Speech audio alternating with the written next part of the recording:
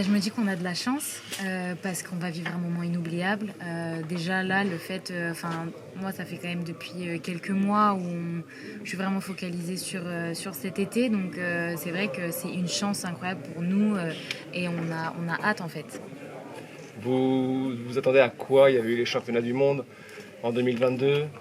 Vous vous attendez à la même chose, à quelque chose de plus grand encore? J'ai jamais vécu des Jeux Olympiques à la maison et les seuls jeux que j'avais vécu, il n'y avait pas de public, pas de famille, donc ça a été, j'avais vraiment l'impression que c'était pas du tout des Jeux Olympiques. Je l'avais vraiment mal vécu. Là, j'espère juste qu'il y aura un maximum de Français. Je sais que c'était pas évident par rapport aux places, aux prix, etc. Donc j'espère vraiment quand même qu'il y aura des Français. Je sais en tout cas qu'il y aura ma famille et mes amis les plus proches. Donc ça, déjà, ça me motive. Et j'espère en tout cas aller à chaque fois le plus loin dans les Manches pour pouvoir vivre ce moment de communion avec eux. Et je me dis que vraiment, j'ai cette chance et j'ai hâte de la saisir. Donc l'invité, c'est le Keirin. Si possible, une médaille sur les deux disciplines. On va pas faire la fine bouche, hein. Ce serait le top. J'ai jamais été médaille olympique, donc je sais pas ce que ça fait.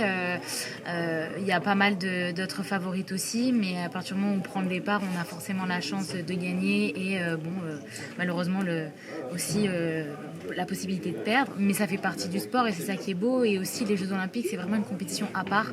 Je me rappelle au final, le podium des Jeux Olympiques, c'est pas du tout le podium des championnats du monde qui était passé un an avant. Donc tout est possible, toutes les cartes sont redistribuées et en tout cas je compte bien essayer de m'imposer à chaque fois parce que c'est chez moi et que j'ai hâte de vivre ça. Sincèrement, Mathilde, on y est. Ça fait longtemps qu'on en parle. Ouais. C'est quoi dans la tête le sentiment? Parce qu'on se souvient de 2022, mais déjà tu nous en parlais. Là, il y a quoi dans la tête? En fait, c'est assez difficile au début de réaliser parce que justement, ça fait des années qu'on nous en parle. Depuis qu'on a su qu'on avait les Jeux à la maison, moi, ça fait depuis 2017 où j'étais au niveau de la Tour Eiffel pour annoncer que Paris avait les Jeux à la maison en 2024. C'est passé vite. J'ai l'impression que Tokyo, c'était hier. C'est passé super vite. Mais du coup, en fait, on se dit... Ouais, je pense que, en tout cas, j'espère que tout va bien s'aligner et que vraiment, j'ai ce pourquoi je travaille depuis tant d'années. Tu sais que tu es attendu, forcément. Ah oui, après, forcément, c'est logique, c'est à la maison, les Français sont attendus, tout le monde est attendu. Lors des Jeux Olympiques, on a vraiment cette lumière aussi sur nous. Mais bon, ça, je fais vraiment abstraction parce que je sais qu'au final, le 12 août, quoi qu'il arrive, ce sera fini. Si j'ai une médaille, je serai contente, ce sera pour moi. Si j'ai pas de médaille, je serai toute seule. Donc, j'essaye de profiter vraiment un maximum parce que oui, forcément, je fais partie, je pense, des personnes attendues, mais tout le monde a la pression, tout le monde a envie de bien faire et tout le monde aura les crocs. Mathilde, vous avez déjà une médaille Paris 2024? Oui, je l'ai acheté au village et vraiment c'est parce que pour moi c'est très très important. Sur l'échelle justement de la confiance et de la forme, comment tu te situes?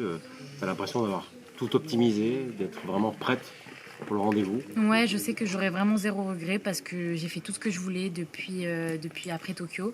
J'ai vraiment tout mis en place et puis voilà, je sais qu'à la fin, quoi qu'il arrive, j'aurai pas de regrets. S'il y a une médaille, tant mieux. S'il y en a pas, c'est la vie. On repartira pour Los Angeles. Qu'est-ce qui vous manquait à Glasgow et est-ce que vous avez travaillé dessus spécifiquement? Glasgow, j'étais malade. Donc après voilà, c'était vraiment malchance, malade quelques jours avant, donc après on peut pas faire grand chose, donc ça c'était pour moi, de base même on s'était posé la question si je le faisais ou pas, et vu que j'avais été championne du monde en titre, j'avais pas voulu abandonner comme ça, mais bon, donc ça voilà, c'était plus par rapport à ça, quoi. Parfois vous avez trouvé que tactiquement vous n'étiez pas au même niveau que votre niveau physique dans les matchs de vitesse individuelle. Est-ce que vous avez travaillé spécifiquement là-dessus? Oui, en fait j'ai travaillé sur tout. Honnêtement, j'ai travaillé sur tout parce que des Jeux Olympiques, ça se gagne par le mental, par le physique, par la tactique, par la technique et aussi ce petit côté un peu de chance. Je pense que c'est vraiment tout qui doit s'aligner. Et en tout cas, je sais que j'ai essayé de monter au mieux tous mes curseurs pour être prête la semaine prochaine. Tu l'as dit tout à l'heure, tu as vieilli. Donc qu'est-ce qu'est la force aujourd'hui de Mathilde Gros? Ça m'intéresse.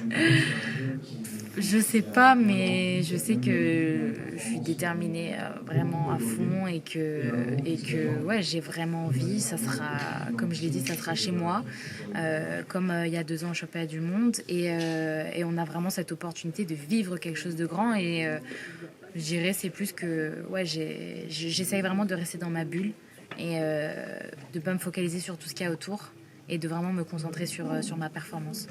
Et ce vélodrome, tu le connais par cœur. T'imagines quoi un peu comme ambiance à l'approche des épreuves-là? Ah, j'imagine un truc de fou, franchement. Plein de drapeaux français de partout, des gens qui crient allez les bleus, enfin franchement un truc vraiment énorme et je sens que ça va être comme ça parce que déjà au championnat du monde c'était incroyable, j'étais vraiment choquée de cet engouement et là quand on voit les autres disciplines que ce soit au Stade de France ou pour le judo ou pour l'escrime, enfin franchement c'est des... Les Français sont là quoi et j'espère qu'ils viendront jusqu'à Saint-Quentin pour voir notre magnifique vélodrome.